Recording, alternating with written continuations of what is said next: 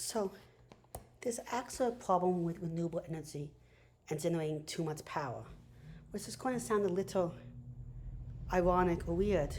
But when you generate too much power, you can blow out fuses or transformers, and that whole grid can shut down.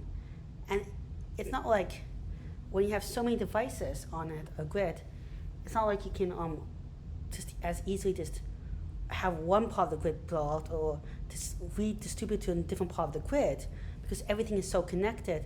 There is a limited capacity. If you suddenly unplug something in your house, that doesn't mean the grid suddenly has too much power, because there's not power going to the device, because it's split over so many devices that increase. But with renewable energy, that can be a problem. And this is possibly why wind turbines, actually you have to turn them off when there's a bad storm or something coming, or when there's really high winds. Now, why would we want to have a system now? One solution is to make it so the system doesn't overload the system as much, but you have ways of storing the energy.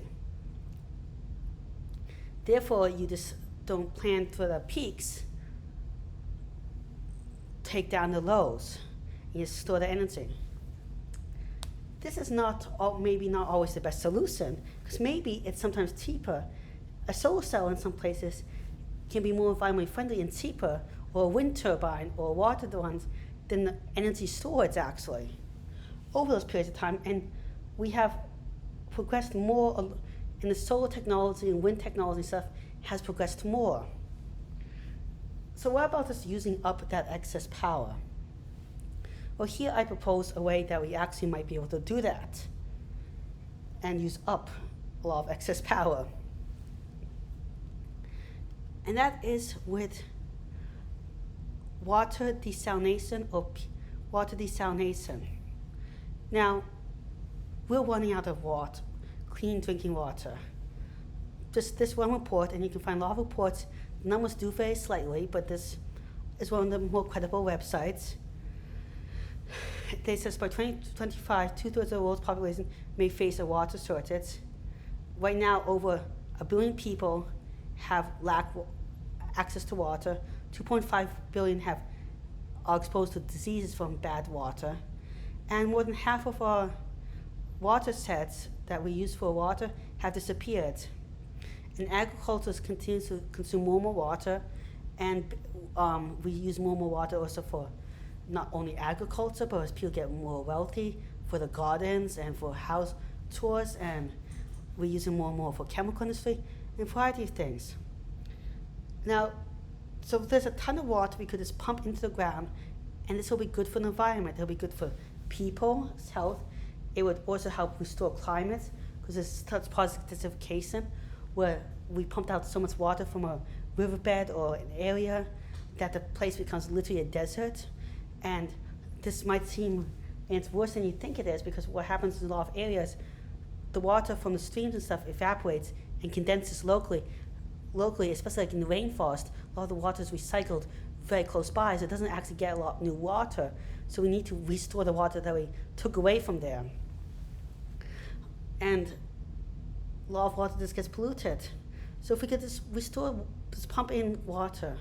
Now, water desalination takes a lot of energy, and we have a lot of water we have to make up, so it's a perfect use. Besides that, we can make this even more economical and raise money, because there's another process that's usually not that efficient, but if we're doing this, we might as well add on, and that's mining rare minerals. So in water, there's some gold, there's some platinum, there's some other mineral, palladium, at very small concentrations, but more than there are for mining. But there's so small concentrations that usually it's not worth it compared to mine. But if we're always doing water desalination, this becomes actually more and more worth it, especially if we can use an energy-intensive process. And gold and all these metals are very important in electronics industry, catalytic converters, making fertilizers, making plastics, and much more as its catalysts. So any more we could, and we could also recycle them. Another use of this that would be more from the recycling agency is that we could use this an energy intensive, put this energy into recycling goods for more energy intensive processes that are not as efficient and as cheap usually, but build these plants.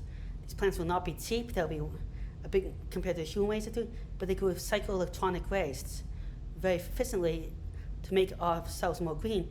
And actually, by incinerating the plastics or something, you could add energy, make energy from it. Now, you also have the problems with it. Or you could try and make a fully recycled system, in which case you would have to be very intensive, but return those products to the economy, and actually it would be less bad than mining for the environment. So these are just some ideas for energy-intensive processes that could really benefit the world and make so we can actually make excess renewable energy and always have a place to put it. Now, with all these processes, we can turn them up and down as we want.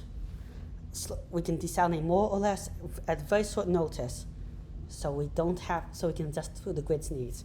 Well, thank you very much for listening. I hope you like this. If you have any ideas for future videos, comments, or suggestions, please leave in the comment section below.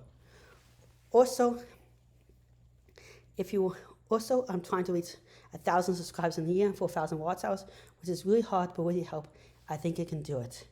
Again, thank you very much. Goodbye.